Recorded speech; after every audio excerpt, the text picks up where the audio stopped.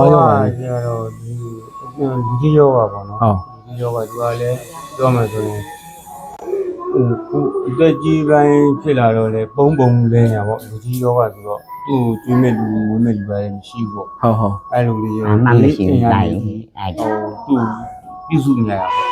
ဒါပေမဲ့ဘေးအင်အားလူကလည်းအသက်ကြီးပြီဆိုတော့လေသူ့ပြန်မကြည့်နိုင်တော့ဘူးပေါ့ဗျာ ဩအဲ့လိုဖြစ်လား အဲ့လိုလေးဖြစ်နေရတာ ဩအဖွားကနေတော့ဒီမှာနေရလဲ လေချောင်းကြီးရော မကွေးတိုင်းပဲဒီမကွေးတိုင်း မကွေးတိုင်းလေ ကွေးတယ် အဖွားအသက်ဘယ်လောက်ရှိပြီလဲကွာ 85နှစ် ညလုံးကပိတ်သွားလား ဒါရဲ့အဲ့မေတမန်ပြုလို့ဘယ်လိုမှကို ဟုတ်လားဩအဖွားသားသမီးတွေရှိလား တတ်သမီးမရှိဘူး အမျိုးသားရော မှမရှိဘူးငါတာ မျိုးသားလည်းမရှိဘူး ဟုတ်လား မျိုးသားတော့ရွယ်ကောင်းနဲ့ပြီးသွားတာပေါ့ ဩ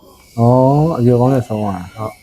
ဩဟုတ် လေးရတရားဦးထဲတားတယ်ဒီလည်းမရှိ ဟုတ်ပြောပြီ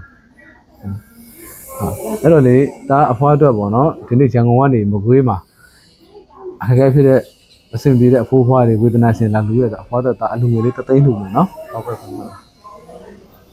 အဖွားအလူငွေလေး3သိန်းပါအလူရှင်လေးစုတော်ပြပါဦး ကျေးဇူးပါတယ်ဘုန်းကြီးပါတယ်တက်ရှိကြတာဒီတော့ငါသားရဲ့မသိမရေအကုန်လုံးဝချမ်းသာကြပါစေဒီဆိုရန်သူအန်တရဆိုးတွေနဲ့မတွေ့နိုင်ကြပါဘူး ပေးတဲ့စုနဲ့ပဲနော်ဟာနော် ငါသားတွေအကောင်းကောင်းနေနေနိုင်ပါလေ ပေးတဲ့စုနဲ့ပဲ